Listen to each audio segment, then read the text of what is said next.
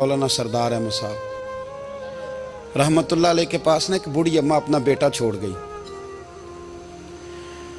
तो हजरत साहब ने कुछ 2, 4, 5 महीने रखा। तो बाद में उसकी अम्मा को बुला के कहा कि भाई तू बेवा है, बेटा तेरा यतीम है, मैं नहीं चाहता कि इसका वक्त ज़ाया हो। ये पढ़ने वाला कोई नहीं, सारे नहीं भाई पढ़ने वाले होते। अब यहाँ वाला माँ बैठे हैं, मैं बेअदब भी ना हो जाऊँ।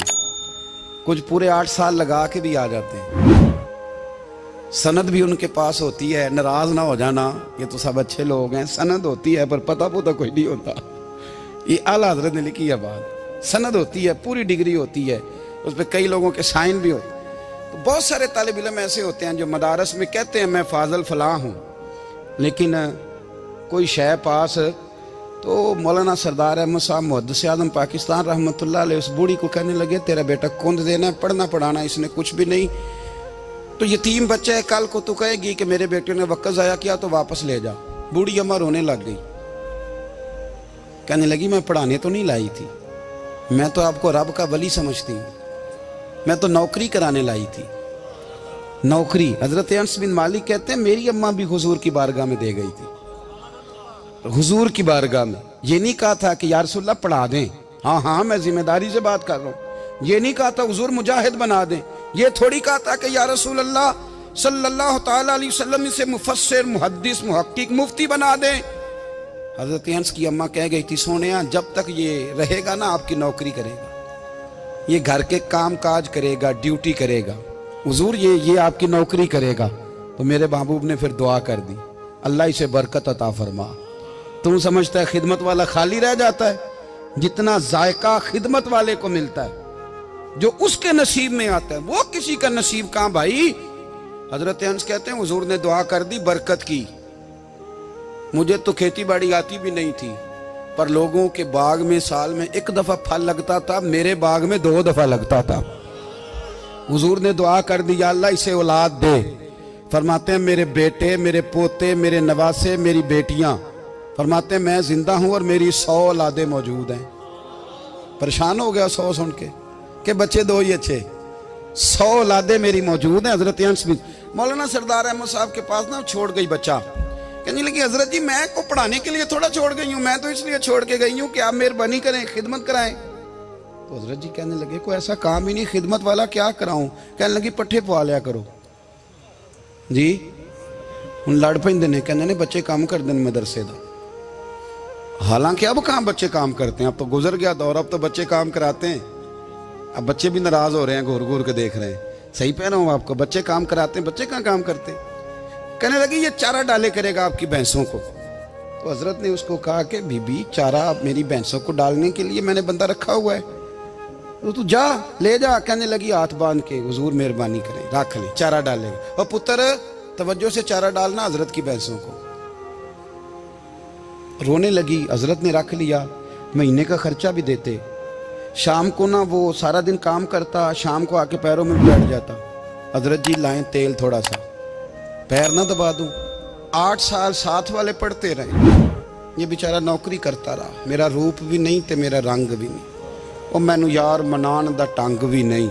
कभी कभी ना हजरत बिलाल हबशी फारग होते ना, तो नबी पाक की बारगाह में अर्ज करते हुजूर कोई काम तो नहीं, सारे हो गए, हुजूर जाऊं जरा, चले जाते।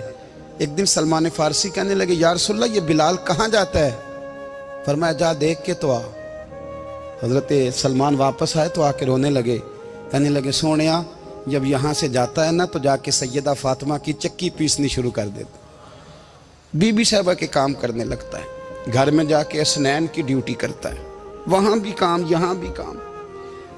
वो चारा डालता रहा, उसने चारा डाला। हजरत मुहद्दिस आज़म की भैंसों को दस्तारे फजीलत का वक्त आ गया, सारे पगड़ियाँ सजा के आ गए, आज दस्तार होगी। ये ना पीछे होके बैठ गया, चूंकि पढ़ा ही नहीं था तो दस्तार का है कि दस्तार तो उसकी जो पढ़ेगा, हमने तो पढ़ा ही नहीं, हमने तो यार पढ़ा, घर पढ़ा, ड्यूटी करी। हजरत मुहद्दिस आज़म रहमतुल्लाह अलैह के यहाँ जब ऐलान होने लगा ना कि अब दस्तार होगी, तो हजरत ने पहला ऐलान उसका फरमाया। तो मजा वाला बंदा कपड़े भी कदी कदी बदलता है ना, वो कहता है जिस हाल में भी था मैं पलट के देखने लगा कि पढ़ा पढ़ाया तो है, कोई शय नहीं। तो ये माजरा क्या है, पीछे से उठ के आए, तो कहते हैं बाकियों की दस्तार किसी आलिम ने की, किसी सूफी ने की, लेकिन ये भैंसों को चारा डालने वाला जब आया तो मुहद्दिस आदम ने फरमाया पगड़ी के बाल को कोई हाथ ना लगाए, ये सारी दस्तार मैंने करनी है। और फरमाते हैं हजरत बाल भी देते जाते थे और आंसू भी बहाते जाते थे, माथा भी चूमते थे और फरमाते थे दस्तार के बाद चला तो नहीं जाएगा यार, मुझे तो इबादत भी नहीं रह गई, मुझे तो चाबियों को भी नहीं पता कौन सी कहाँ रहती है, जाएगा तो नहीं तू? तो रो पड़ा, कहने लगा सोनिया जाए तो वो जिसके पल्ले कुछ है हो, आता जाता तो है कुछ नहीं, मुझे किसने रखना है, मैंने कहाँ जाना है, इधर कहाँ तो इधर ही रहूंगा। वो उस तालिब इल्म के सारे उस्ताद भाई कहते हैं उसने दस्तार कराई, पढ़ा पढ़ाया कुछ नहीं, पर जो मसला अड़ जाता था ना, वो जो अड़ जाता था ना, वो जाके उससे पूछते थे तो किताबें खोलने की जरूरत नहीं पड़ती थी। हजरत बिलाल हबशी कभी सिपा सालार बने थे किसी जंग में, किसी सूबे के गवर्नर बने हो? बोलो तो सही यार। उनका तारुफ क्या था? नबी करीम के गुलाम।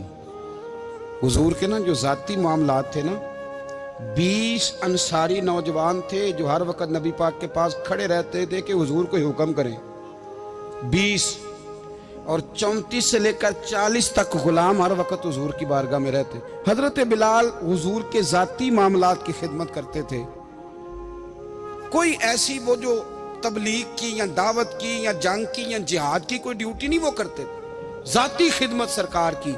हजरत उमर फारूक वो शख्स हैं कि जिन्होंने कभी किसी बंदे को खातर में नहीं लाए हो, लेकिन जब हजरत बिलाल आते थे ना तो जनाब उमर उठ के खड़े होते थे, कुर्सी छोड़ते थे और फिर एक नारा लगाते थे, कहते थे या बिलाल अंता सैयदुना, बिलाल तू हमारा सरदार है यार, तू हमारा। यानी इश्क का ज़ौक पूरा करना उन्हें भी आता था। इसलिए मेरा मशवरा है, मेरी राय है, और जो मेरा हुक्म मानने वाले हैं उनके लिए मेरा हुक्म है कि ज़ौक ना कभी भी ख़राब करना, कभी भी ना ज़ौक ना ख़राब करना, अपना लुत्फ। मैंने कई दफ़ा, मैं पहली दफ़ा मदीना शरीफ हाज़िर हुआ तो एक बाबा जी मेरे आगे आगे थे, तो उनको ना धक्के मार रहा था। वो सामने खड़े होते हैं ना, अल्लाह खैर फरमाए, अपनी अपनी ड्यूटियां ना, उनकी भी एक ड्यूटी है ना जी। तो वो धक्के मार रहा था तो बाबा उसे कह रहा था तेरी खैर होवे पहरेदारा, रोजे दी जाली चुम लैन दे। उन्हें फिर धक्का मारिया तो फिर उन्हें कहता तेरी खैर होवे पहरेदारा। मैंने, वो बिल्कुल अनपढ़ बाबा जी थे, पर मुझे उन्होंने बहुत बड़ी बात समझा दी, मैंने उनसे बड़ा सीखा, मिंबर पे जिक्र कर रहा हूँ। वो तीसरी दफा फिर धक्का मारा, तेरी खैर होवे पहरेदारा, रोजे दी जाली। तो बाबा जी बाहर निकल आए तो मैं भी पीछे निकल आया। तो मैंने कहा बाबा जी यहाँ कुछ इन्होंने बांग्लादेशी और हिंदुस्तानी भी रखे हुए हैं, पर ये तो अरबी था खालस। ਉਹਨੂੰ ਕਦੋਂ ਤੁਹਾਡੀ ਵੀ ਸਮਝ ਆਉਂਦੀ ਸੀ? ਤੁਸੀਂ ਪੰਜਾਬੀ ਦਾ ਸ਼ੇਰ ਸੁਣਾਈ ਜਾ ਰਹੇ ਹੋ। ਕਹਿੰਦੇ ਪੁੱਤਰ ਮੈਨੂੰ ਵੀ ਪਤਾ ਹੈ ਉਹਨੂੰ ਨਹੀਂ ਸਮਝ ਆ ਰਹੀ, ਪਰ ਮੈਂ ਤੇ ਆਪਣਾ ਰਾਂਝਾ ਪੈ ਰਾਜ਼ੀ ਕਰਦਾ ਸਾਂ। ਮੈਨੂੰ ਪਤਾ ਹੈ ਉਹਨੂੰ ਕੱਖ, ਉਹ ਯਾਰ ਅਸੀਂ ਰਾਂਝਾ ਵੀ ਤੇ ਰਾਜ਼ੀ ਕਰਨਾ ਹੈ कि नहीं, कि सारी जिंदगी कीलो काल के झगड़े में पड़े रहना। ऐ इश्क तेरे सदके जलने से छुटे सस्ते, जो आग बुझा देगी वो। और एक जगह पे आला हजरत कहते हैं जान दे दी वादा दीदार पर, हमने जान दे दी। हाँ, खाली उसने वादा किया था कि आऊंगा, आया नहीं था, पर जान हमने पहले दे दी। तो इसलिए ना शौक, शौक, प्यार, वारफ्तगी, मोहब्बत असातिज़ा के लिए, बुजुर्गों के लिए, उलमा के लिए, मशाइख के लिए, बड़ों के लिए ना शौक ना कभी ख़राब होने पाए। अल्लाह आपको सलामत रखे। और कुछ दुआएं मैंने दे दी हैं, कुछ अल्लाह जानता है मेरे दिल में है, वो मैं देता रहता हूँ। अल्लाह आपको हमेशा शाद व आबाद फरमाए।